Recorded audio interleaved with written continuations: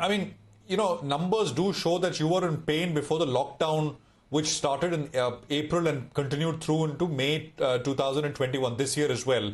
Your collection efficiency was down to 91% in March. No lockdown then, as compared to 98% the previous month, which is Jan of this year. Where is the collection efficiency right now with the lockdown and restrictions now in place across the country? As you know, Q4 was slightly better quarter compared to the previous quarters. So things have started improving from Q3 onwards. So Q4, actually, if you look at the January, February, the collections were pretty good. What we are seeing actually all through the trend is that in the month when the dues are to be collected, that month we are seeing a little lower collection, but then over the next 1 month or 2 months, the collection improves. And it is quite natural, because if you look at the impact of COVID, self-employed as well as salaried people, clearly they got impacted due to no salary reduction or loss of jobs, and business models have changed, and self-employed people are indeed suffering because of travel restrictions, because of business prospects being less, etc. So we believe that this is something which we need to anticipate all through the year. So even the coming months, I'm expecting it to be the trend to be pretty much similar. But having said that, we are also beefing up our collection team, and we are using.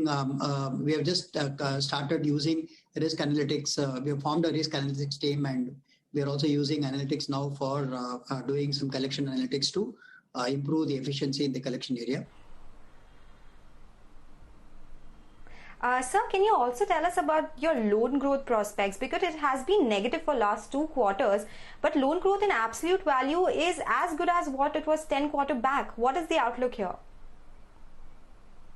This is pretty much in line with what I have been articulating.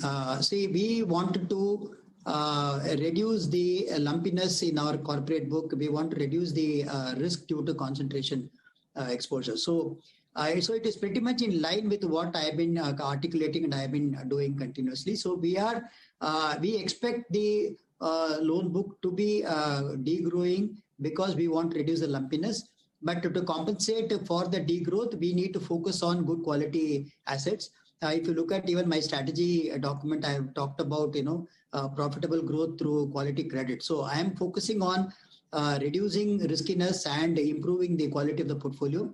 This we are seeing traction in the areas where we want to really grow. If you look at our gold growth, if you look at our home loan, auto growth, all that we are seeing our SME growth and a good portion of agri growth, etc. We are seeing traction more there. But clearly with the restructuring which has happened in terms of the teams in the retail structure, as you know, I've been putting the vertical structures for retail assets which did not exist before. The entire sourcing was happening through branches. Now with the team in place in the verticals, in retail verticals, I will be using more and more of analytics also to mine the existing customers, given that there is a lockdown, given that there's a travel restriction, etc. We'll be using our technology and data mining to improve the sourcing in the retail area. Right. Mr. Ramakrishnan, should we expect more restructuring? Should we expect more restructuring in FY22? We are, as you know, the guidance which I've been giving even as early as Q2 of last year, end of Q2 of last year, is we said that we'll be almost restructuring 1,200 crores of our book. I talked about 2,600 crores being the total impacted book, of which 1,400 crores as NPA and 1,200 crores as restructured. While the developments which happened subsequent to the lifting of lockdown and pro forma NPA, Supreme Court guideline, etc., the business models definitely got impacted further, which resulted in NPL going a little higher than what we anticipated. But restructuring to a large extent, it came down. We had restructured only 351 crores out of the 1,200 crores which I talked about. So in the coming year, we are expecting that restructuring, we are anticipating about at least about 550 crores of further restructuring happening, of which we have already done about 125 crores in the recent past. And I am expecting that the balance will also get restructured in the months to come. But having said that, we are also quite watchful of what is happening to the restructured portfolio. If you recall, the restructuring which we did last year and the second phase, etc., we are monitoring them closely. And with the recent guidelines also where we can restructure standard assets, we are also looking at the accounts which were standard as of 31st March, whether any of them are facing stress so that we can do make use of this provision to restructure them in the coming year. So I would probably take it as it comes, and but as such, we have plans of restructuring at least another 550 crores in the which is planned already. Sir, I wanted to speak about your NPAs. There has been higher than expected addition to NPAs this time around in FY21. What happened, and which is the segment which is causing a lot of pressure for you right now? We really went after restructuring only of those cases where we believe that restructuring can result in the company becoming, efficient or coming back to cash flow generation.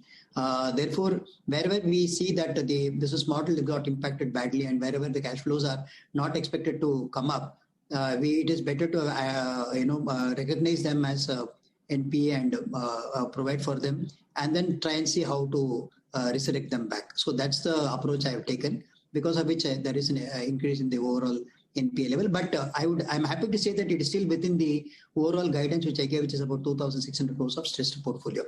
The coming year, with the way COVID-2 impact is happening and with the lockdown in various states, etc., I am expecting this year to be as bad as the year which went by. But having said that, I would also like to be optimistic that once the vaccination, etc., gets completed, and if the lockdown gets removed, things can start looking up from H2 onwards, which I'm hoping that that will give a good boost to the companies which are in the verge of coming back to normalcy. They probably would bounce back and come back. So, but to be on the conservative side, I expect this year to be as bad as the year which went by.